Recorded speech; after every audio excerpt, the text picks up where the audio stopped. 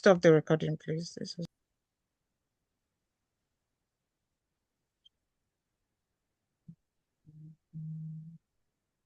Next slide, please. Good evening, everyone. My name is Rita. I'll be touching on introduction to software testing, just an overview of where software testing entails. Next slide, please. So we have on the screen, what is software testing? Just a quick introduction into what software testing is. I think you guys must have heard of the definition or what software testing is in particular. So it's a process of analyzing a software item to detect the difference between existing and required conditions, that is the defect, and to evaluate the features of the software item. 𝐂𝐎𝐍𝐄𝐓 also said software testing is the process of executing a program or application with the intent of finding errors. So basically, the essence of testing is to find errors. So that's what we are paid to do, to find errors, to find defect, to find bug, you know. Is the process of also executing a program with the intention of finding errors and verifying that the software behaves as expected in different scenarios, because there will be different ways of testing. Even with manual, there are different functionalities. You'll be surprised, you'll be amazed at the things we need to test when it comes to software testing.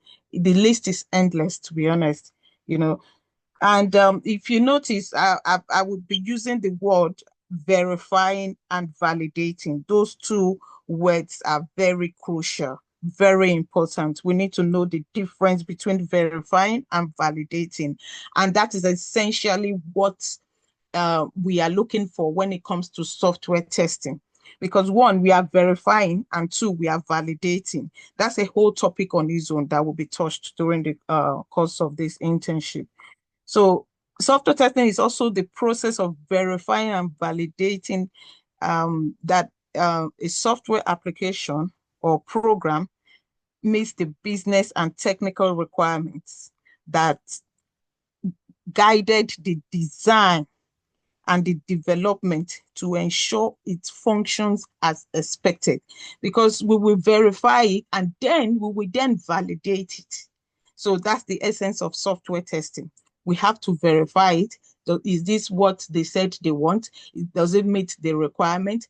Because if you notice, you guys must have done sprint planning with your stakeholders or with your BAs or with the other development team, which could be your BAs and your dev team. So if you are lucky, maybe your PO is there, or yeah, your PO is your stakeholder. So they will bring the requirement, because don't forget, the BAs have met with them, they've taken the requirement, they've documented everything, refine it, fine-tune it, and then give it back to the developers. The developers will then develop based on what the requirement that the BA has presented to them. That is the pattern they will follow. And you as a tester will also follow that documentation that the BA has given to us, which is, if you notice in our test cases or in our product backlog item, that's your PBI that is on the board, you will see the BA's documentation, the acceptance criteria, what the intentions are, what the requirement is saying, what is expected of that particular feature. And then you as a tester will then pick on what the BA have written or documented and use it to test that particular feature. Hence the need for software testing. So we then have to now verify it and validate it. And this is a whole topic on its own, because our testing starts right from the beginning. Because even for the documentation, we will test the documentation. That's another topic. We test documentation based on the fact that, okay, there's a requirement and if you notice, I don't know how many sprints you've done now. Most of the sprints, you will have to question the BAs and say, okay, this is what you've written. Is this what is expected? But it might not work this way. Yeah, things like that will occur, definitely. Because you as a QA or as a software tester need to put on your thinking cap. So when a BA is writing their requirement, you have to put yourself in the user perspective. Your testing starts immediately from the requirement. We call it static testing because it's a documentation. So you test it, and there are different processes to it. Walkthrough, peer grouping. When we say walkthrough, you can pull, that's a whole topic. I don't want to confuse you guys by diving into it too much. When we go through software, SDLC, I think, and the SDLC, that will be touched on, and you will have a full understanding of testing a document is. It's as simple as, oh, you go through the document and you read through it, you try to understand it and put yourself in the user perspective, even from that documentation itself. And then during production, when that is produced, when that is developed, that particular feature, you will then use the same requirement that I was giving to you to test it, to see if it meets users' expectation. If it works as intended, you will test the functionality. So, as it says on the board, it's the process of evaluating a software application to identify any errors. That is what we are looking for, or gaps, or missing requirements, you know. So, and sometimes BS can even go out of scope in terms of sometimes they think way out of the requirements. Some especially maybe upcoming new BAs, and they're being given requirement, they kind of imagine it way beyond. They forget to follow the requirements. So these are the things you want to look at for. Is the BA still in alignment with the requirement? Are we still being guided by the requirement? So as a QA, these are the things you are looking for: errors, gaps, missing requirement. Compare it to the expected result, because any slight changes made in the requirement will definitely be seen in the outcome. So it will either work as expected or not work as expected. So these are the things you as a QA want to look out for. You want to make sure that that particular feature is defect-free. You know, we'll also touch a bit on the difference between defects and bugs. So all these things are what you will definitely learn throughout the course of the internship. Next slide, please.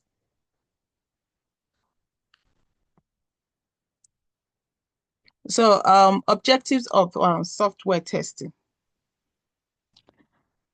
So we have detect defects. I've written there, identify bugs or error in the software. And we also have ensure quality, validate that the software meets quality standard. We also we're also looking at verify functionality, ensure that the application behave as expected, and enhance security, identify vulnerabilities and security flaws, improve user experience, ensure that the application is user-friendly and efficient. So this is among other things, but I've picked out this vital information just for us to have a clearer understanding of software testing. So detecting defects is the process of identifying errors and bugs or inconsistency. If you notice, I'm also going back to what I've just said earlier. So you don't want any inconsistency in the requirement to start with, because any inconsistency in the requirement will definitely affect the development of that particular application. Yeah. And you don't want because any inconsistency will lead to unexpected behavior, and it will then deviate from the intended requirement, like as I said earlier. So early defect detection reduces the costs and effort of fixing issues. So this and to ensure that software meets the desired quality and user expectation. And like I was saying earlier, the difference between defects and bugs. Yeah. So for defects, the defect is that you identify the defect during testing phase. So whatever you identify during testing phase is called defects. Um, there's three, I think, error, defects, and bugs. Yeah, those three they go together, and there's a whole topic on that as well, which will be touched on. Um, then for bug, is typically found after deployment or during development. So in some cases, even as a tester, uh, maybe you are just testing something and you call a developer before you even conclude, you say, yeah, it's a bug. That's because it's already been developed, it's a bug. Because it's already in production, it's a bug. But if for instance, you find, like as I said, with static testing, you are just testing the document, you are just testing the requirement. If you find anything at that particular time, it's a defect because nothing has been developed yet. So anything you notice, any inconsistency you notice, then will be regarded as a defect. Although it's being used interchangeably, some people will say defects, but bug is a more informal term, while defect is used more formally in testing process. So you hear some companies, even some will call it issues. Yeah. Why some will call it bugs, why some will call it defects. I think there are other names here, but so far it's those two I know. Yeah, those three. Then we want to ensure quality in software testing, meaning we want to verify that the software meets the defined requirement, perform as expected, and provide a reliable user experience. Yeah. So some key aspects of that is um, the functional validation, ensuring all features work as intended. We also have performance efficiency, verifies that the system handles load and process data efficiently. We also have security assessment.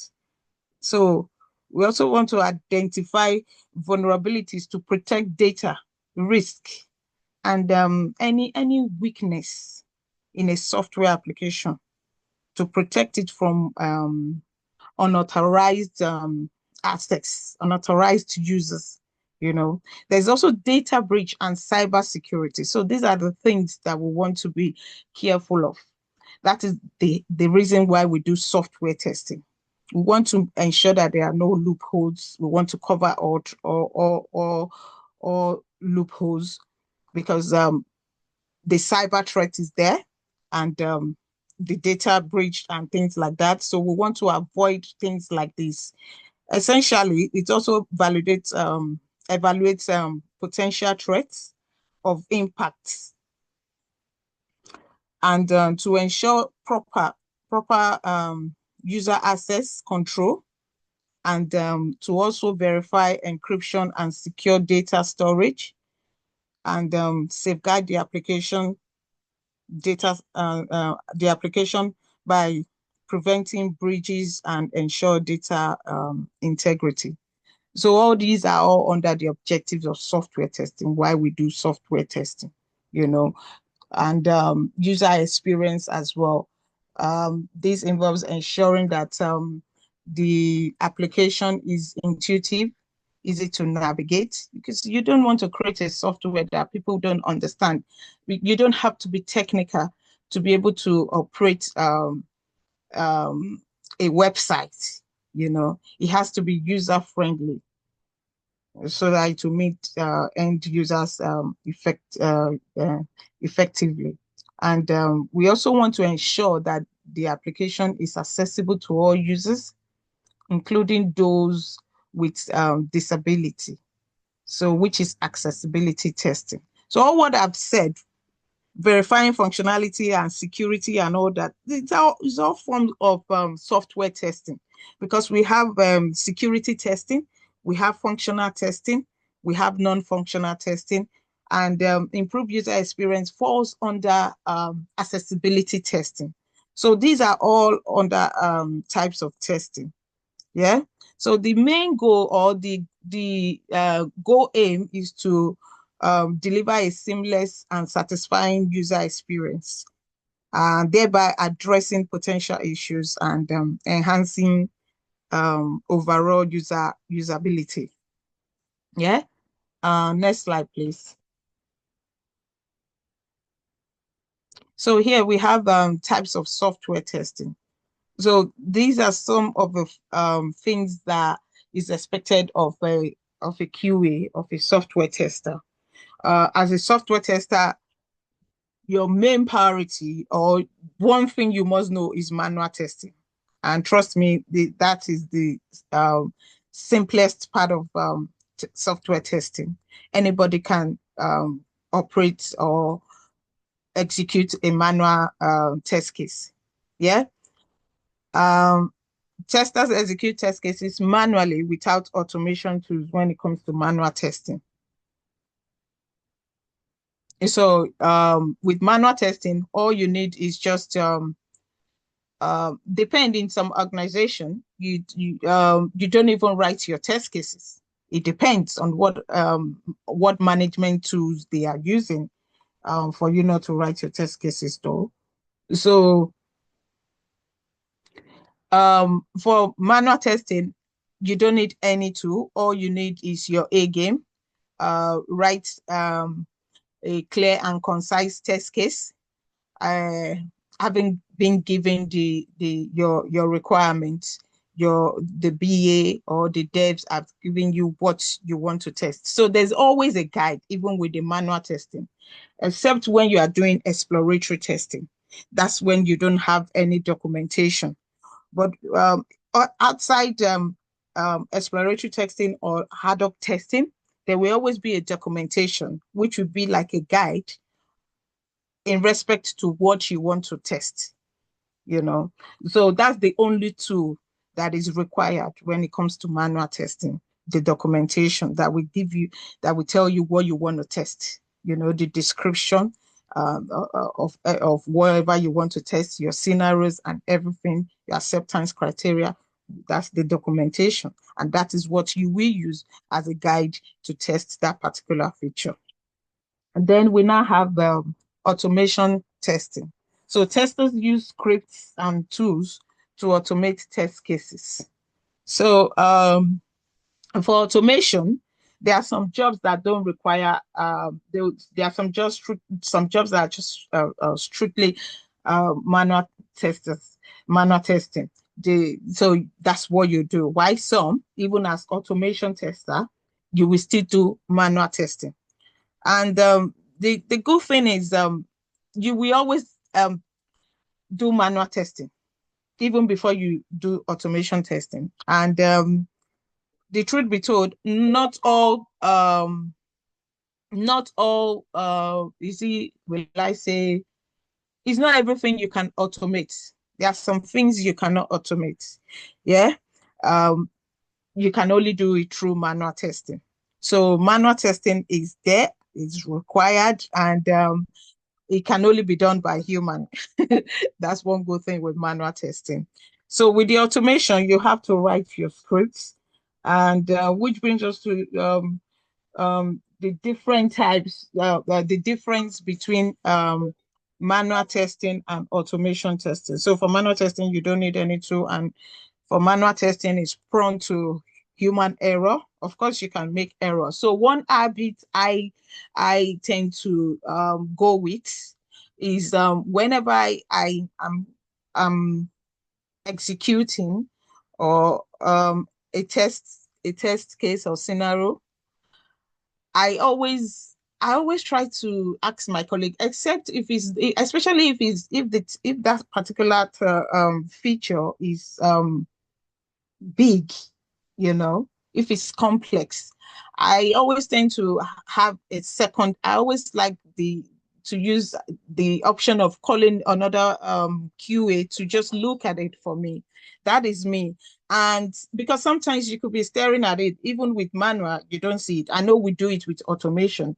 Maybe when your test is failing, you say, oh, uh, uh, you can't see, you be there staring at the screen and you can't find the error. As soon as you ask somebody else to come and look it for you, they will spot the error immediately. Or even you, because sometimes you could be tired, just relax your brain. By the time you come back, maybe after a good nap, you will easily spot that error. So the same thing applies to manual testing. So I do it sometimes because even was it yesterday, I was testing a particular feature, and I that particular interface, I've already raised a bug for it. But guess what? I was executing a test case on that particular interface without realizing this was the same thing I've complained about. And this is me saying this test is passed. The good thing was I have not completed the task to then eventually say it has passed. It was when my project manager, when I was trying to show her something, and she was like, no, that is the wrong build and things like that. So what I'm trying to say is sometimes you can make mistake, but you don't want to make mistake. So imagine if I've really passed that particular feature. So sometimes it's good for you to always say, you know what, my another QA, can you look at this then for me? Depending on what the case is actually. And for manual testing, it's time consuming, especially for large and repetitive tasks. While for automation, tools are required and is faster due to the automated scripts, and it's also ideal for repetitive and regression tests, you know. And you also get faster feedback because with continuous integration, you get a faster feedback from automation testing. So for the functional testing, which validates that the software meets functional requirements, and non-functional testing evaluates performance, usability, and reliability. So the difference between functional and non-functional, by the way, you don't do both. So you are either a functional tester or a non-functional tester. It's difficult for you to do both. And I can tell you categorically that non-functional testers are, especially with performance testing, they are of a higher standard. I'll put it that way. Anybody can do functional testing, but with non-functional testing, the tools are different from what we are using, you know. So for functional testing, it is to validate that the software behaves according to the specified requirement, you know. So we are talking about what the system does when it comes to functional testing. And for the non-functional testing, we want to evaluate the performance, the usability, and the non-functional aspects of that particular application. And so we are looking at how the system performs when it comes to non-functional testing. So get this right. For functional testing, we want to validate what the system does. While for non-functional testing, we are looking at how the system performs. Yeah.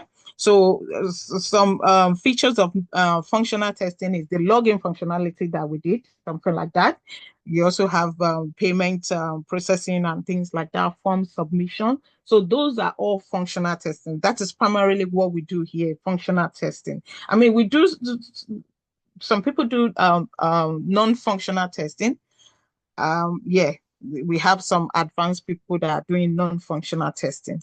So, but yeah, for you guys, worry not, you are doing functional testing. We are starting with that, and you can improve yourself, you know, by going into non-functional testing in the long run. So, and the techniques for this functional testing is that's when under functional testing we have unit testing and integration and system testing and UAT testing and the likes. Why the tools under functional testing are Selenium and Postman and the rest. And for non-functional, we are talking about the security testing. We are talking about the performance of that application. We are talking about the load testing when it comes to non-functional testing. Yeah. And the which is performance testing and security and usability testing, you know. So the tools for that is there's what's it called? JMeter, yeah, and load runner, amongst others, for non-functional testing. So it's not too complex, but yeah, a little bit. So non-functional focuses on how the system performs under various conditions. Yeah. And we also have regression testing. So you want to ensure that new changes do not affect existing functionalities once a regression testing has been done. And then we then have the user acceptance testing, which is you hear people using the word UAT, to confirm that the software works as expected for end users. So this is us walking in the steps in the shoes of the end users. Next slide, please. So software testing, yeah. So this SDLC is a whole topic on its own, and it's very vast. So, but I've just put it here. Like as I said, most of all the things we are touching on tonight, they are a whole topic on their own. Even defects, defect life cycle is a whole topic on its own, which will be dealt with in this internship. So under the software testing lifecycle, once you hear somebody say STLC, we also have SDLC, which is software development lifecycle. You have the requirement analysis, understand requirements and define the testable criteria. This is what I was talking about. For you to understand the requirement, you need to have a deep understanding. First of all, for you to carry out any test, you need to understand what the test is about. So you need to understand the requirement analysis, yeah, that has been given to you. So this is when you question the BA. If you feel, this is when you put on your thinking cap, yeah. This is when you use your analytical thinking, yeah. And this is when you bring in the A game, yeah. And then we have test planning, which under the test planning we have the test strategy and the likes and test plan. So as a tester, you are required to have a test plan, which is like a roadmap to what the project entails, what you want to do as a tester, not for the entire group, but for the testers. So if you are a team, like maybe 4 or 5 testers, you need to have a test plan. So under the test plan, you will have your scope, your objectives, your resources, and everything, what you want to do, how you want to test that particular project, time frame, and everything. So this will be a guide for you as a tester. And then we have the test case design. You develop your test case based on the requirements. Once you are being given a requirement, like the acceptance criteria, you don't want to write your test case deviating from what the BA has given to you. Yeah, you need to your test case need to align with the requirements. Yeah, and then we have the test environment setup, which is you preparing the testing environment. So now, depending on what the project is, that is what you will use to define what you want to use for your environment. Say, for instance, like as I said, with non-functional testing, you're not using Selenium, you're using JMeter. Yeah. So those are the things. If you are doing functional testing, you are using Selenium. And if it's Java that you also need, that, if it's C#. So this is when you decide, depending on what the project is about, what the application is about. Yeah. Text execution is also there. You run your test cases and you record your results. It's always essential to have evidence. Now, regardless if you execute any test, whether it is pass or fail, you need to have an evidence to back it up. Yes. Bear that in mind. So you can always use your snipping tool. I think you can do a screen recording with snipping tool. They make things easier, and just attach it to you your whatever that you are using as your management tool to prove that when you tested that particular feature, this is the expected, this is the actual behavior. Whether it is expected or not, is the expected behavior, as long as that was the current behavior or this is the current behavior when you tested it, then you have to attach that evidence to your test case. Yeah. Then we have defect reporting. And I mean, for most time, you adding. Let me just go back to the text execution. Most cases, when you are adding your evidence, is to do with manual. Now, depending on automation, you might have um, extent reports that will help you record your results, and it can also be seen when you run your test, your script for automation. So you don't really need evidence with your automation. Most cases, it's is in respect with your manual testing. Then we have the defect reporting, which is you identifying your defects, tracking it, and logging it in. Yeah. You just don't find defects and don't report it. You have to report it. You have to identify it. You have to. We have, like as I said, this defect on its own is a whole topic, so that will be touched on. But yeah, when defect is found as a tester, this is when you report it, because that is the most essential part of you as a tester, because that's what the intention is for you to find a bug. And once you find a bug, please log it in. First of all, you identify, you log it in, and you track the bug. Make sure you assign it to the developer, and once you've assigned it to the developer, you add your steps to reproduce so that they can replicate it. And for your steps to reproduce, it has to be well structured, clear, and concise, because most cases your bug can be rejected.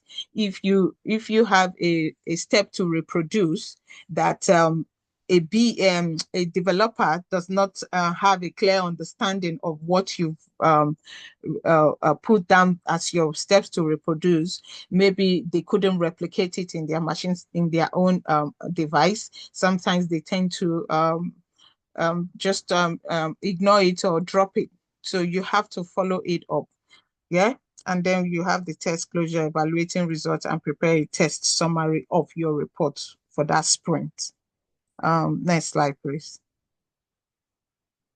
I think that should be it, right? Okay, so we also have the importance of software testing, which we've touched on previously, is to ensure the reliability, so which provides confidence, you know, once well, the importance of us testing applications is to provide confidence, yeah, and it also prevent costly error, yeah, when we find bugs early, because when it's already in production, it can be very, very cost effective, yeah. And then we also have enhances security, protects against potential security threats, like we've touched on, and improve customer satisfaction. You want to ensure a smooth user experience, yeah. So next slide, please. I think that should be it for now. Okay, so we also have gains at the end of this internship. So what you will gain is requirement analysis, create how to create a test plan, how to write a test, how to, so we don't say write, design your test case, yeah, and how to, sorry, I'm still reading. Thank you. And how to set up your environment in respect with automation. Yeah. Um, After the manual session, we will then move into the automation part. Yeah. And then you'll be taught how to set up your environment if you have not done so. I think we had a session for the free session on how to set up your environment.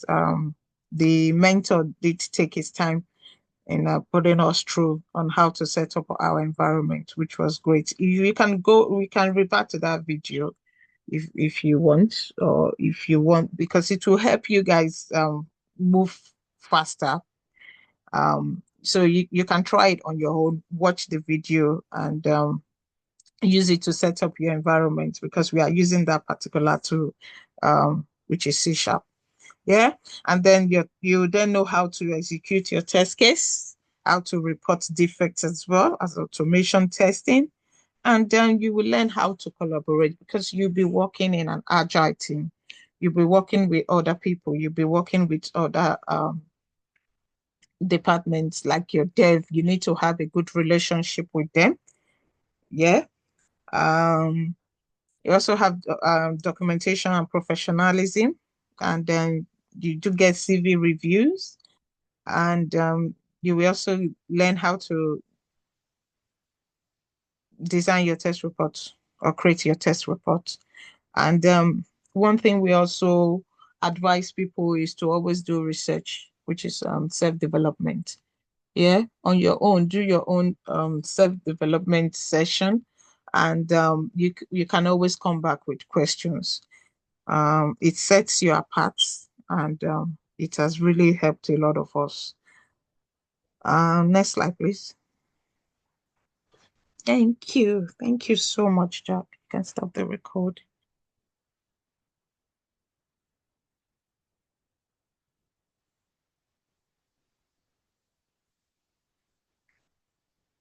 Stop the recording, Jack, if that's okay.